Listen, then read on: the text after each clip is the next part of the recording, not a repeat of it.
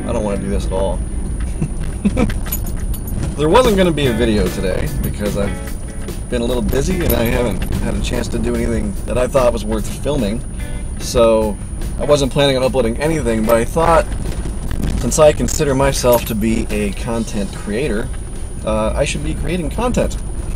Because usually it's like if I got stuff I'm doing on a weekend or something, I'll just avoid making a video, and then it's like, well, I mean, I try to promise weekly videos, so if I'm not actually coming through and doing that, even if they're smaller, lower production value videos, they should at least still be going up. So I decided, since my truck is going to start becoming a source of video content, I should start making videos with it.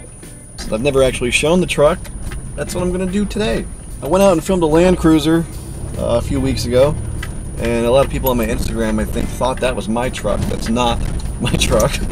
This is my truck, and it is a 1996 Toyota 4runner limited, so it has leather seats and all of the other limited doohickeys, which is basically fender flares and plastic cladding parts and, you know, stuff to make your mom feel like she bought a nice vehicle.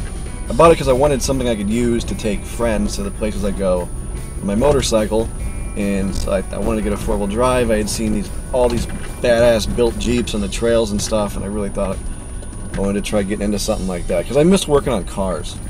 And my budget was about $5,000, and in this area, if you want a four-wheel drive for that kind of money that's any good, pretty much limited to stuff that's from the late 90s or the early 2000s, unless there's some trucks I'm not aware of.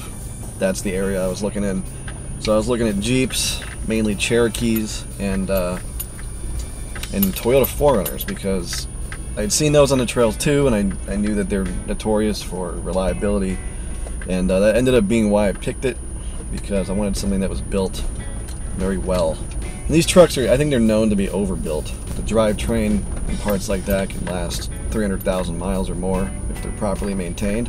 And so I wanted something I wouldn't immediately have to put a transmission in, or some weird issue like that. So ended up with this, and so far I'm pretty happy with it. I really like how they look,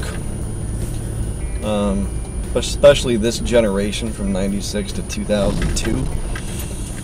I feel like the 4runner just has a nicer interior than the Cherokees do, and I thought maybe this is kind of a nicer place to be. And it's one of the things I actually really judge about cars, is what their interiors look like and what they feel like. So I didn't want to sit in a truck that felt like it was chintzy, and so I ended up with this. This particular truck has the optional differential locker, which was an option on these trucks. Not many have it, supposedly, even though I've seen a ton of them for sale. But it is the option that, will drive the price up. So whenever you find one, it's usually more expensive than the others, unless you find someone who doesn't know that they have that, in which case you should buy that truck. That's been extremely useful. I've used that every time I've taken this truck off-road so far, and I could not imagine not having it, to be honest. It says a lot, because lockers are not cheap.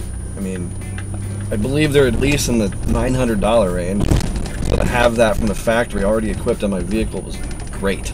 I don't know what else to say about it. I mean, it's just a vanilla little old truck that somebody probably used to bring to the store. I don't think it had ever seen dirt, really, when I got it. At least the underside looked so clean, it looked like it was maybe 3 years old, even though it's 20, right? I don't know if I'm doing my math right. But yeah, so that's it. I plan on doing some stuff to it, which that's the reason why I decided to start making videos about it, because I'm going to start spending money on my truck and doing things to take it off-road, and we might as well make movies about it. So currently in my garage I have a full old Man Emu suspension lift kit, but I've got 2.5-inch lift springs for the front with the strut assembly, and then there's a 1/2-inch spacer that goes on top of that, which will get you to 3 inches. And then for the back we're going to use Landcruiser coils. The front coils on the old Landcruiser that I showed are used in the back of these trucks to lift them. So we're going to use those in the back, and that'll do about 3.5 inches. With Old Man Emu soft valve shocks, because I don't want something that's firm. I don't plan on adding a bunch of bumper weight and things like that to this, so I want suspension that's on the softer side. But yeah, other than that, I've got some other parts that go along with it. There's a differential drop bracket that lowers the front differential so that the CV axles or CV arms aren't at such a great angle. Makes it a little safer so you don't destroy your CV boots. Then the Panhard bar has a drop bracket that I ordered, so we're going to do that. And other than that, I got wheels and tires, which are going to be 16-inch Pro Comp steel wheels, probably General Grabber AT2 all-terrain tires with 285/75/16 tire size.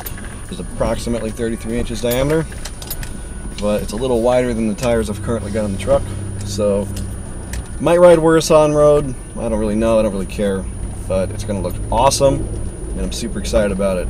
So when that happens, we're gonna make some movies, and hopefully it works out.